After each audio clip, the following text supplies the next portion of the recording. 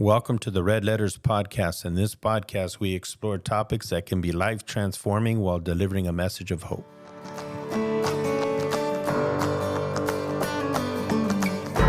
Welcome to our second season, first episode. We have a guest that has made impact on all of our lives. We want to welcome you. This is Tony. This is Mary. This is Ida. And today, our guest this morning, afternoon, or evening, whenever you're tuning in, is our pastor. He's a pastor of our church, Family Revival Church in Chula Vista, California. Yep, that beautiful place. And what we're going to do is not so much that we're trying to promote a church, but I've been to a couple churches prior, and as I came to this church, the impact of this man has been tremendous on so many people's lives. And he's a father, a grandfather, a father figure to many, and his name is Pastor Mario Alonso. If you want to go ahead and greet the listeners. Well, I'm just honored to be here today. I don't know why it took 2 seasons to get in here, but I'm here. I think I'm the number one fan of this podcast, and I'm so proud of each one of you guys. And it's an honor to be here amongst you guys, and I can't wait to see what God is going to do. Amen. One of the things I want to kind of touch on or maybe start off with is one of the things I noticed when I first came to the church is I had noticed that you would call, a lot of the people that were already going there, mijo and mija and stuff like that. And I remember after I think we were there maybe a month and you had called me mijo a couple of times, and it touched my heart in a way that, I wasn't used to. And I've never heard a pastor carry themselves that way and have a relationship that way. And I remember asking you after a church service, and I said, "Hey, Pastor," I said, I could count on my hand how many people have called me mijo. I said, "I just want to know it's special or it's touching how you do that." And you had said something to me that was so profound, and I don't know how many people I've shared this with, even other pastors that I've known, and I think their mouth drops because it's theology in a nutshell. And the comment or the remark that you gave me, like I said, made impact. And you said, "The reason why I call you guys mijo and mija is because if I don't see you as my son and daughter, I won't treat you that way." And I think that carried so much weight, and, it's just a dynamic that kind of changed the way I even saw how a pastor can pastor his people. And so, I just want to thank you for that and ask you what caused you to choose to be a father figure to so many and to have a heart of a father, because I think that's one of the biggest things that I notice that just radiates from you, just how you father your kids and those that don't have fathers. And what caused you to become like that? Let me get into that story regarding the mijo or hijo. Which is son or daughter for those listening to us. Yes, exactly. So if you don't understand mijo or mija, it actually comes from hijo or hija, but it's almost like a endearment of a son. It's mijo or mija. The reason that I said what I said to you, I learned that for actually one of the few things that I learned from my father at a young age. And I want to talk about that as well. But I overheard this from my father. I'm speaking to my oldest brother. My oldest brother was about to marry a young lady that had 3 children. And my father wasn't very approval of that. And I overheard, and me, I wanted to hear what he was saying because I knew it was going to be good. I knew it was going to be a small little fight maybe or something, or an argument. And he said this, and it really, till today, is so powerful. And he said, "Okay, so are you sure you want to marry that lady with 3 boys?" And he said, "Yes, I love her." "Okay, if that's the case, I'm here to tell you that you have to love those 3 children more than what you're going to love your own children." That's deep. And I didn't understand. What do you mean, Dad? Like, he's going to have children. Why are you telling him to love other kids that are not even his, more than what's going to come out of him? And what he was trying to say is that it is natural to love your son and daughter with everything. Mm-hmm. Now, if you're a good father or a good mother, it's natural to love your own son. You see the best in your son. You want to make him successful. You want your daughter to be just an amazing, powerful woman in the future. So the love that comes naturally, we do it every single day. So my dad was saying, what my father was saying is actually, if you want to balance If you want to balance it, because it's not going to be natural with somebody that is not yours. So you have to love them harder to balance, the amount of love that you're going to give each other. That way there's no favoritism anywhere. And I took that into ministry. When I called you hijo, or called Ada or Mary or Ruth and hijas, is because I have to love you as that, as my own. That's why I don't operate as members of my church. I call you sons, I call you daughters, because if I could see that or love you more than my own children, I want you to grow. I want you to be successful. I care for what you're feeling. I care for where your family is going. So that's what the background of that story and why I operate now. I operate that kind of way because we're living in a fatherless generation. Yes, we are. Can we just say that right now? We're living in a fatherless generation. And Mary, remind me to go back to square one. Okay. Because I'm probably going to go somewhere else. Okay. So we had a pandemic. Didn't we have a pandemic? Yes, we did. We had a pandemic. And when we encountered something that we had never encountered, it was weird for everybody. And they started to do all these rules. We have to wear face masks. We couldn't be together for 6 feet. I don't know where they got that from, but they started to give us all these new rules. And what did we do? We went into the rules and we obeyed the rules. Why is nobody talking about the pandemic of a fatherless generation? Right. Why can't we have systems? Instead of the government giving money to build more jails and more prisons to keep men away from their families, why don't they build systems in how to become a better father? How come they don't develop organizations that will teach you how to be a father, teach you how to keep a job, teach you how to be, how to speak to a son, how to speak to a daughter? And now we have all these men in prisons, all these men in jail, which I have some statistics that we'll talk later, maybe, if you guys allow me. But I think it was 85% of the men that are in jail or in prison come from a fatherless generation. Yeah. How come nobody's talking about that pandemic? Yeah, I remember actually hearing, I don't remember the statistic, but they say that in most prisons, the lines go way down where these men want to send their Mother's Day card to the mothers, but nobody shows up to deliver a card to their dad because most of them are MIA. Yeah. You know that I've never seen a Father's Day card coming from prison? Yeah. Exactly. I've never seen it. I've seen a lot because a lot of my family members are, members of that church. Too. The church of the detention of. But I've never seen one.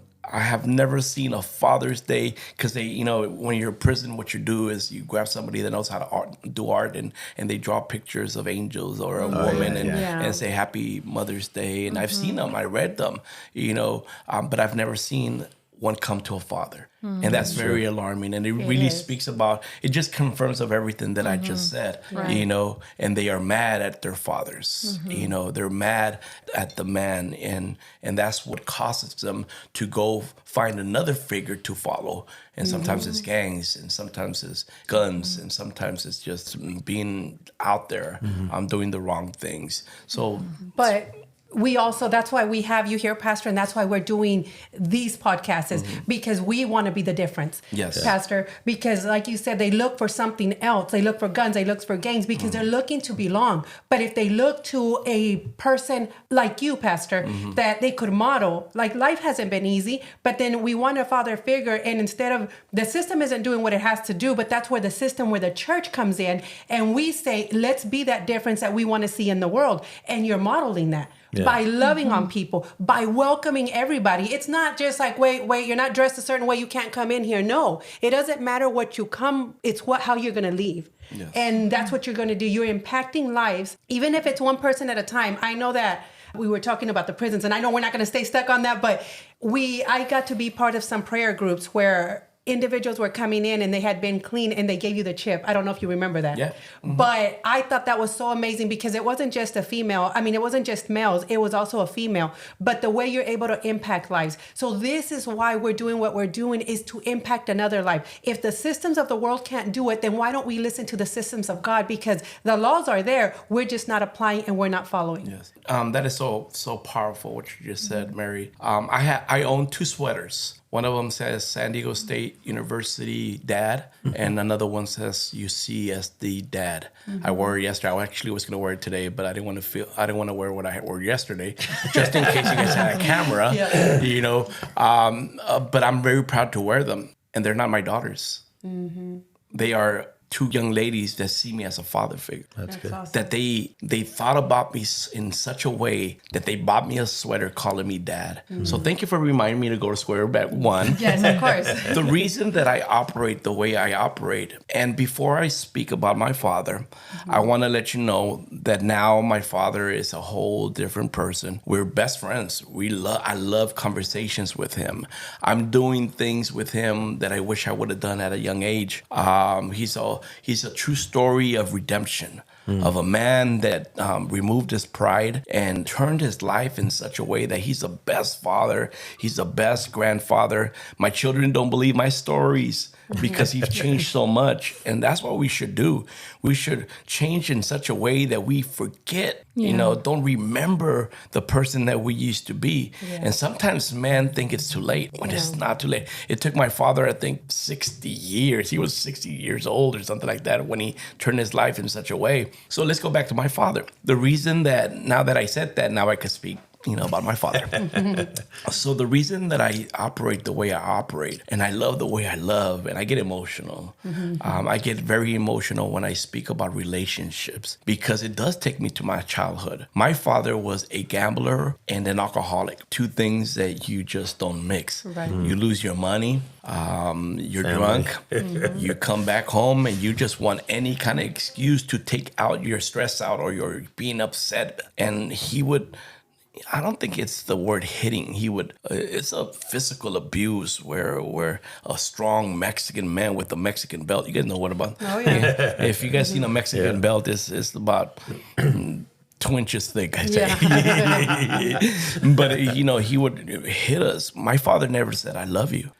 I was an athlete in every sport. I played every sport there was because of the boys club. And I won championships, I won medals, and my father never went to see me play. And the worst of it is that when we won championships, I would see families. Fathers, holding up their child and hugging them and telling them how proud he was of them and taking pictures with the family while I was in the restroom crying. Because I wanted that. And I wanted to feel, I told you I was going to get emotional. I hardly ever cry, but hardly. But I wanted to feel that. I wanted to take a picture. I wanted my father to say, "I'm proud of you." I wanted my father to say, "I love you." I wanted my father to tell me when I wasn't doing good that you can do better. I wanted my father to say, "Do your homework." I wanted my father to say, "You could hit the ball harder." But I've never had that in my life. And he used to, I can't say that word anymore, but it's a word that Mexican people use that call you, that you're stupid, that you're dumb. Our family knew that word. And now it's funny. But at the time, I believed it. And I believed that I was dumb. And I believed that everything that my father said, that I would never become anybody, that I'm not good for nothing. I believed all that and I struggled all my life. So now I find God. God restores my life. And the first thing I had to do is forgive my father. I had to forgive my father if I wanted to move forward. That's so good, yeah. It was very hard. One of my favorite podcasts that I heard from you guys is that forgiveness, the one that says, why do you need to forgive? Why do you need to forgive? Yeah. And I wish I would have been here, because I was like talking to myself while you guys were talking, being part of the podcast without being part of practicing my future, But one of the reasons that we have to forgive is because whatever you don't forgive is like a puppeteer that controls your every move and your every emotions and your future and your marriage and your education. And if you don't forgive, whatever you do not forgive, there's still strings attached. Yeah. So forgiveness is really, roots. Yeah, yes, roots exactly. Yes. I say I just see a puppeteer, because that's how I felt all my life. I felt all my life that there was something inside of my head that was telling me that I couldn't. So in other words, they were controlling my every move. I remember getting married and they offered us a house for $60,000 in San Diego. Wow. And we had the money at that time, but I couldn't do it because my father said I couldn't do it. I started to hear other voices that the plumbing was bad, but how much does the plumbing cost? Yeah. And they convinced me because their voice was louder than my father's. Okay, so going back to my father, I had to go to his house because I wanted to forgive him. And I told him, Dad, and my dad was just my dad. I was scared. Everybody's scared around my father. Even my cousins, they're all scared around my father. Now we're not, but back then, you wouldn't sit on his seat. His seat was his seat in the dining table. And if anybody was there, olvídate. And in English, forget it. So I had to go there. And I just told him, I remember my childhood. And I remember everything that you did to it. And of course, I was thinking he's going to hit me again. And I'm 20-something years, actually 30 years old. No, 33 years old. And I'm thinking I'm a child and he's going to hit me. And I said, I forgive you. And he still said, forgive me of what? You guys, I didn't even do nothing to you guys, But I knew who my father was. But I just needed to say, I forgive you. And for the first time, he didn't give me a kiss. I forced him to give me a kiss. I said, I need you to give me a kiss. And he and I forced him. I put my cheek and he just put, till today is one of my greatest days of my life. When a man kissed my cheek. When a father for the first time said, I love you without even wanting to. And that right there, and I'm going back to your question, I'm sorry. No. We're good. My wife says that I go everywhere when I try to just focus on one thing. So that's how I operate. But the reason that I operate the way I operate, the reason that I love Mary and I love Ruth and Gio and Ada and Tony, the way I love them is because I know how it feels to need a man's voice. Now, Gio has his father here, but still, there has to be a voice because a father could tell you 10 things, and Gio, you got to do this and you got to do this. And Gio's, oh, my father, he bugs. and oh my goodness, he's so hard and done all that, and I'm not trying to cause anything here, Stay tuned for the next episode. Right. But I could say the same thing to Gio, and he's like, oh my goodness, that's the best thing I ever heard. Thank you for believing me. Oh my goodness, I can't. Sometimes you just got to hear from somebody else and just really comes in agreement with everything that the father was saying. And that's what it is, coming in agreement, huh, Pastor? Yes. I love that. I'm not trying to take nobody's position as their father, but what I'm trying to do is I'm trying to believe. So there's a lot of, if you look at our church, about a year ago, I kind of did my own survey and I saw all the praise team, a year or 2 years ago, the praise team, most of my leaders. And I started seeing that I'm attracted to people that don't have father figures or don't have a father at all. I'm attracted to young people that needed a father figure. God is not a God of surprises. God is a God that ordains our every step, the Bible says. And he has brought them this way. And now I can love them. That's why I have sweaters. Because I have loved them in such a way that I know exactly what they're missing. And the reason that I know what they're missing is because of what I went through in my childhood. Now, I thank God for the beatings. I thank God for the words that my dad used over my life. I thank God that I was able to be void in that area of love from a father to a son, because I learned it as I went, not with my father, but with father figures, my old pastors. They taught me how to be a man. They taught me how to be a better husband. So we need mentors. We need father figures out there. You don't have to be somebody's biological father, but we have to step up for this generation to be healed and move forward. And that's the reason. Yeah, that's good. And let me really quickly, Tony, because Pastor, we have a lot of young listeners, and I want to just make something clear real quick. You said something, and I don't want someone to take it wrong, because people typically do. You said, I thank God for those beatings. Okay, so I believe what you're saying, and correct me if I'm wrong. I thank God that God was there to save me and to help me through the process of being able to sustain something that I had no fault in, something that I know I didn't deserve, but he was also there almost with that person who was doing the offense or whatever, because otherwise it would have been worse.